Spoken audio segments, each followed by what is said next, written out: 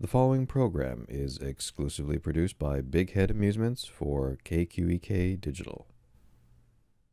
You're both a composer and an entrepreneur, and I wonder if it's difficult for you to manage both roles. It's a constant struggle, I got to say. It's two parts of my instinct, really, that have to kind of know when to come forward and when to sit back. Because you've been doing it for, I think, the bio said about 20 years at this point. Yeah. Started the company 1993. Well, it wasn't really a company, let's say. It was a composing career, really, that kind of kicked off in 1993 with scoring for trailers, and then it just kind of evolved into a company. Had you been doing any feature film scoring prior to that, or were you specializing in commercial work as well?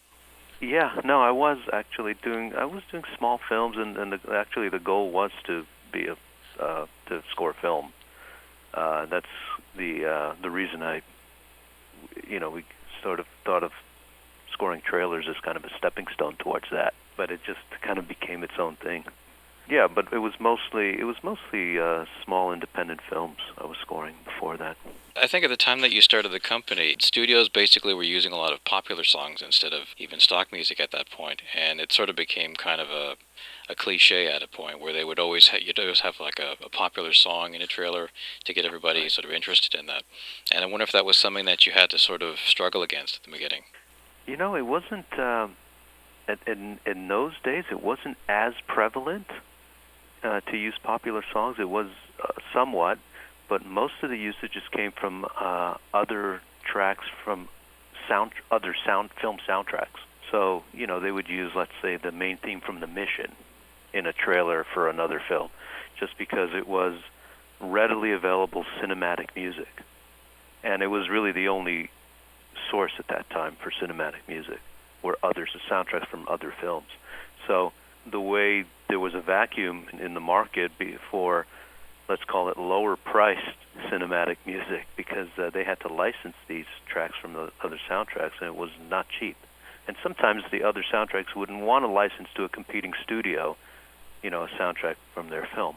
So that's where the opportunity got created. It was like, my instincts were to write cinematic music, thematic, the big sweeping themes and all that.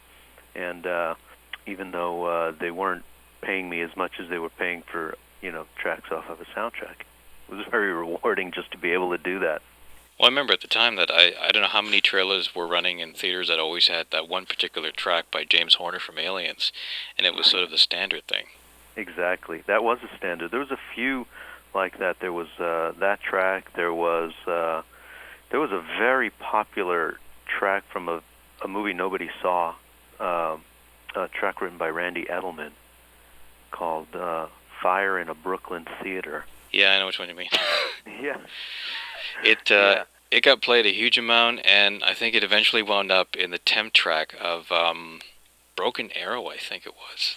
Yeah. Because they licensed it, and then they actually got the composers to adapt it a little bit for the score. Right. And when La La Land recently reissued the album with extra cues, they included that music as well. Wow. And I remember when I first heard it, I thought, what the hell is that doing there? Yeah, exactly. Yeah, music from the trailer. Yeah, so there were a bunch of just iconic tracks at the time, and Randy Edelman was used a lot. I mean, stuff from the Bruce Lee film as well. That was, every other trailer was using that. And from, did he do Dragonheart as well? I think he did Dragonheart as well, yeah. Yeah, because that was, wow, all over the place as well. Do studios, for example, provide you with a trailer and you create an original score in some cases, or is it largely library music and you kind of help them sort of figure out what musical vision best meets their marketing campaign? It's both. It happens a couple of ways. There is still plenty of custom scoring, as we call it, for trailers. It comes in two different forms. We will usually get a clip from the trailer, or even today, though, it's very guarded, and sometimes you don't even get the actual visual portion of the trailer because of NDAs and such that the trailer houses are forced to sign. So they would send us just kind of even just a description of what they're looking for, and sometimes accompanied by a temp track that they have temped in, and they explain what works and what doesn't work, etc. And we will, do a custom score for that. Most of the time, though, it's the trailer houses and the music supervisor at the trailer house sending out a search request based on a specific feel. They describe what the scene is or the entirety of the trailer. Again, words more than pictures, and we do a search based on our pretty vast library of quote-unquote trailer music. And these are styles that we produce on an ongoing basis. Sometimes big productions with big orchestra and choir, and sometimes more electronic-based, more sample-based, more kind of sound designy, which is a very definitive style in trailers today. And one of the things that struck me about your music, and I'm pretty sure I heard your first album years ago, is just the use of chorals. And I wonder if that's either an indication of your style, or is that sort of a particular style that you've decided to choose for the CDs because they sort of present, I guess, the grandest vision of your music. Yeah, I think it really emanates from my writing style. As a kid, I was always drawn to the big, sweeping cinematic sound of soundtracks like Lawrence of Arabia, that kind of big epicness. And I was always also drawn to choirs. So when I had the chance to put together a kind of a collection and identity for who I am as a writer, I naturally gravitated towards that, and it was not calculated really on, wow, this would be good in trailers. This was just when I started doing this back in the early part of the 2000s, I had the opportunity to spend a little and get a great orchestra and choir and put together a project I really wanted to do. And after it was done, I was fortunate enough that the worlds collided, and trailers really kind of demanded that kind of sound, and had quite a bit of it to offer. So I was really lucky in that regard, but it really emanated from an instinctual need to write that kind of music. Because I get the impression that you must have been influenced by some of the classical Hollywood composers, particularly the 1940s, just because of the heavy reliance on melody and theme and grand harmonies. I got to say, I never was really. Really? Really. I know a lot of the names, but I was never a soundtrack kind of buff for the eras before, let's say the 60s, particularly. So it's just a kind of lucky coincidence, I guess. I would say my top influence in terms of soundtrack composer is probably Ennio Morricone, and I mix that influence, I guess, with a little bit of pop too, because my compositions tend to follow a structure that's digestible in terms of A section, B section, C section. But for me, the prime thing is just the melody. It could be a verse format, which goes into a chorus and a bridge section, but really melody is the most important thing for me in a composition. And if it happens to pay homage to some of the great masters, then I'm flattered. I think there's also like an interesting psychology that works from on the audience itself, where you're sitting in a cinema in a darkened environment and you're seeing either sort of slowly building images or you're seeing a succession of images. But I think that in combination with the music that has this deliberate crescendo with a large impact, which is obviously when, the main title hits or the tagline hits, I mean, it always works. It's just something that for some reason, I guess, with audiences, it always clicks and it makes a trailer always very memorable. Yeah, there is a visceral experience. That combination of images in succession, like you said, with a growing emotion underpinning the music, it just has an impact. And not only that, it's already part of our vernacular, if you will, our musical vernacular. That is an experience. Sitting in a darkened room with very large images close to us, with that big, emotional, sweeping music underneath, we're ready to be taken away by that.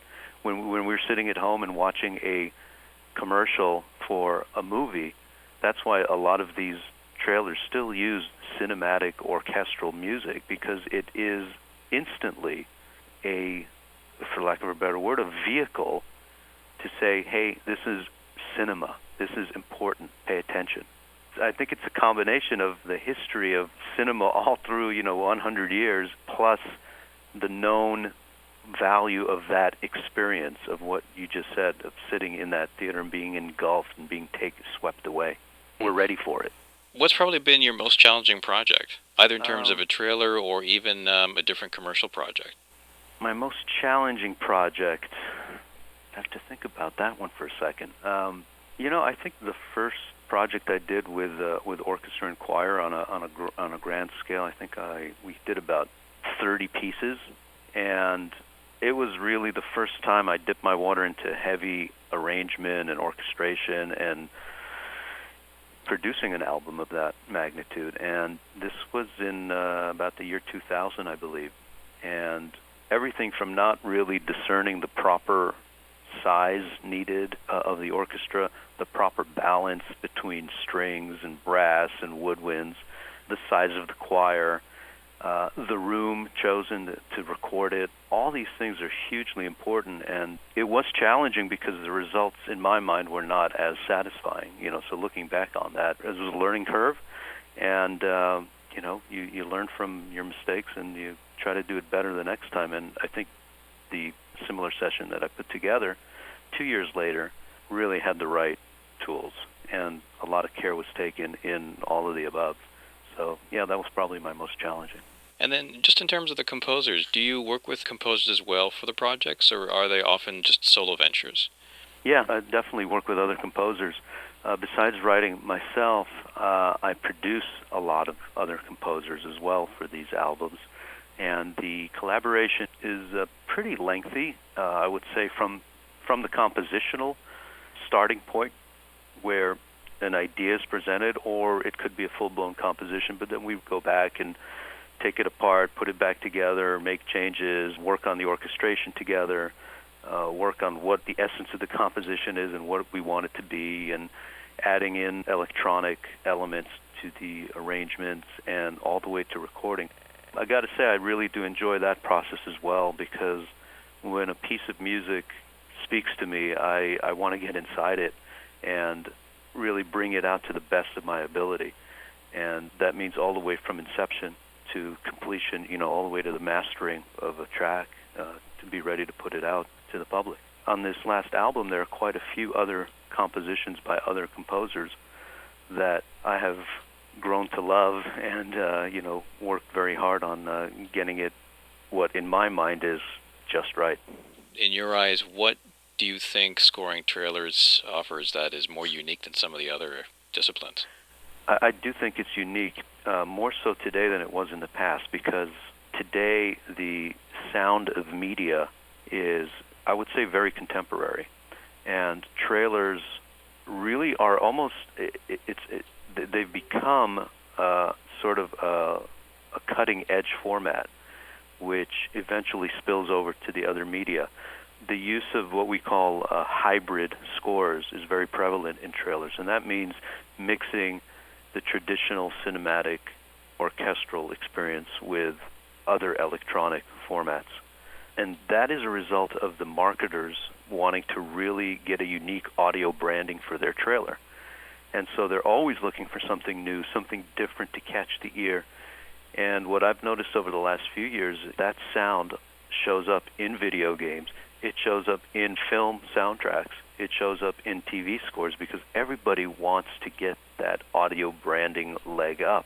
So the challenge in writing for trailers is you always kind of have to be a step ahead to have something different, but not quite so different that it does not alienate that, what I talked about before, is that visceral cinematic experience when you see something that is supposed to be important, that you're supposed to pay attention to, that's supposed to be a big event.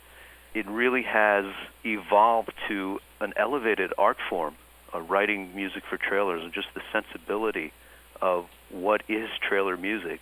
It's evolved so much that it actually is having quite a bit of influence right now in other media. And I'll give you an example.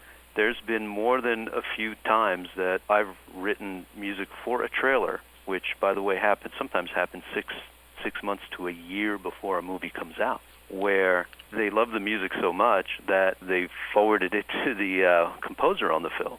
And the composer on the film did variations of that track, not of the track, but in the style of, and that kind of became the signature sound of the soundtrack. So trailer music has really evolved over the years from being an afterthought to being a forerunner in the musical identity of the film or the video game. I mean, I really admire the sophistication that's gone into it over the last while, because certainly if you look at the earlier trailers from the 1940s or the 1950s, sometimes they, or actually even often, you would find that the music that they were using had no relation to the actual score. It would just be something else from another film, and it would just sort of be edited together because it was specific moods in that particular format they were using. Yeah. But I like the fact that things are more carefully thought out now, and there's more collaboration that's going on, and that there's a really stronger effort to try and make a trailer really distinct. Right. I've noticed over the years that the call for, doing sound-alikes or knockoffs, as they used to be called, is almost zero these days. They really want to get something unique, something artistic, something cutting edge.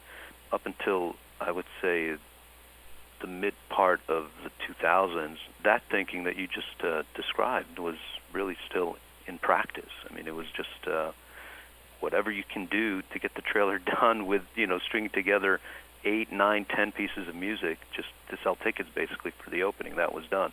Where today it's really much more of an exercise in illustrating the uniqueness of the film or the product. So yeah, there's a lot of attention. It really has become an art form. This program is copyright 2013 by Mark R. Hassan. All rights reserved.